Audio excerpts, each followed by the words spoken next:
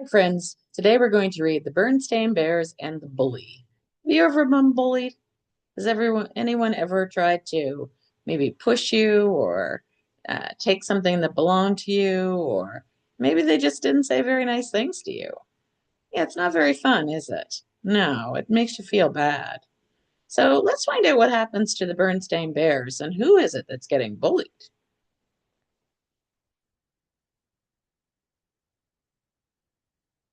All right, the Berenstain Bears and the Bully.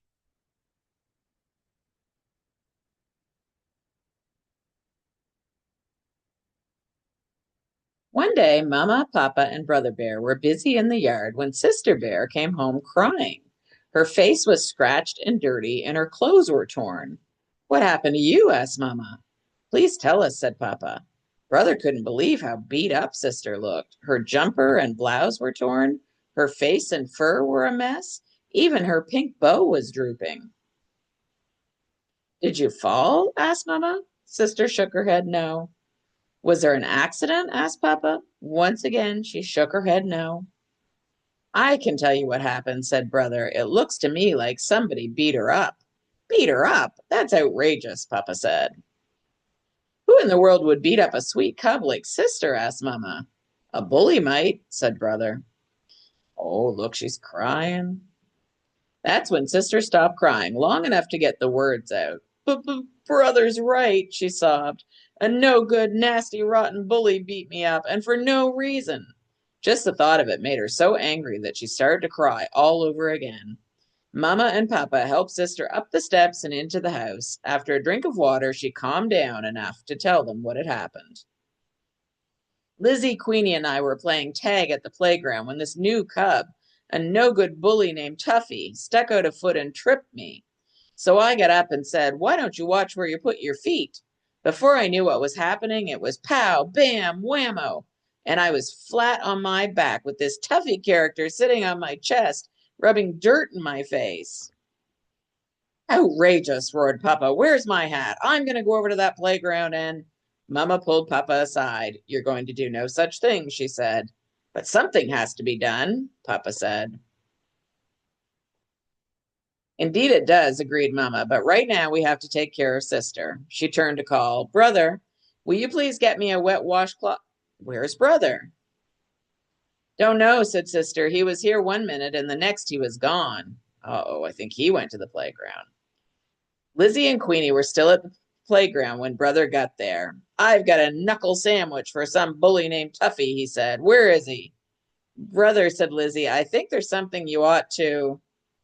Never mind the small talk, he growled. Just point him out and get out of the way. Lizzie shrugged and pointed to the small building that housed the boys' room and the girls' room. But there was no one there. No one, that is, but a little girl who was coming out of the girls' room. But hold everything. The little girl was wearing a t-shirt that said Tuffy. You're Tuffy? Said Brother. Yeah, she said. Want to make something out of it? But you're a girl, said Brother. What did you expect me to be, an eggplant? Said Tuffy. Brother Bear was shocked right down to his very bones. The big bully he was going to clean up the playground with was not only a girl, but a little girl at that, maybe even a bit smaller than Sister.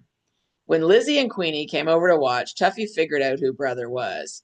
Hey, she said, you must be the big brother of little Miss Pink Hairbow. She got fresh, so I cleaned her clock. Want to make something out of it?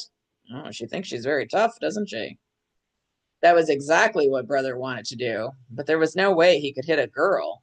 If he did, then he'd be the bully. It was all he could do to turn away and leave. Chicken, just like your sister, yelled Tuffy. Brother headed home, hands in pockets, staring at the ground. Something had to be done, but what? As he passed the school, Brother got an idea, but he'd have to hurry. It was Friday afternoon, and the school would be closing for the weekend. He hoped Mr. Grismeyer, the gym teacher, hadn't left yet. When Brother got home, he was carrying something in a big bag. Instead of going to the front door, he quietly opened the side hatch and dropped the bag into the cellar. Well, now he's tiptoeing into the house. Then he closed the hatch and rejoined the family by going in the front door. Where have you been? Said Mama. We've been having a family meeting. I was just checking out the playground, brother said. And no doubt you found out that Tuffy is a girl, said Mama.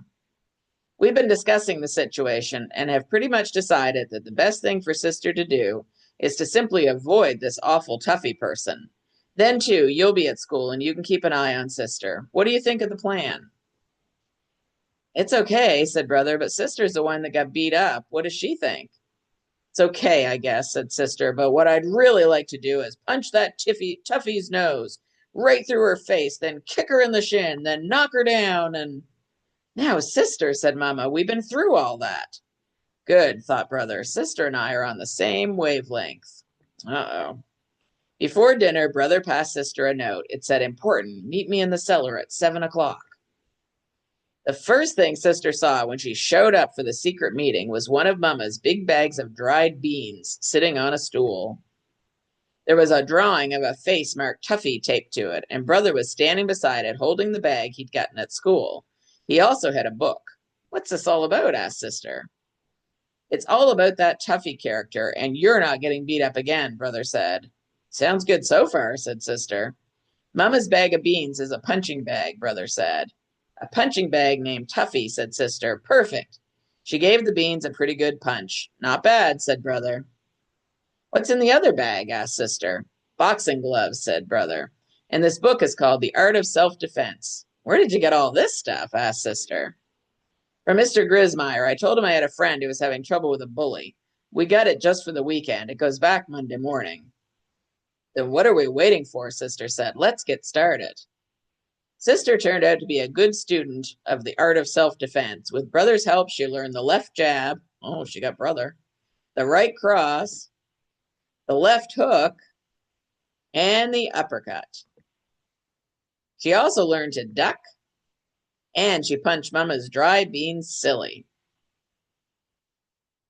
Well, you learned quite a lot over the weekend, brother said on Monday morning.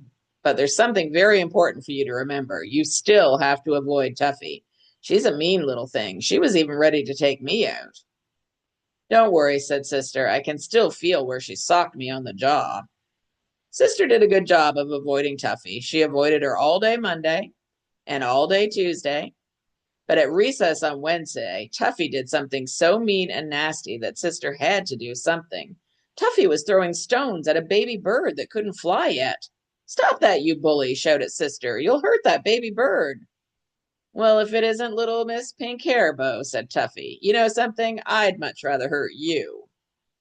She rushed at sister with her hard little fists ready. But sister was ready, too. She had her left out and her right up, protecting her jaw.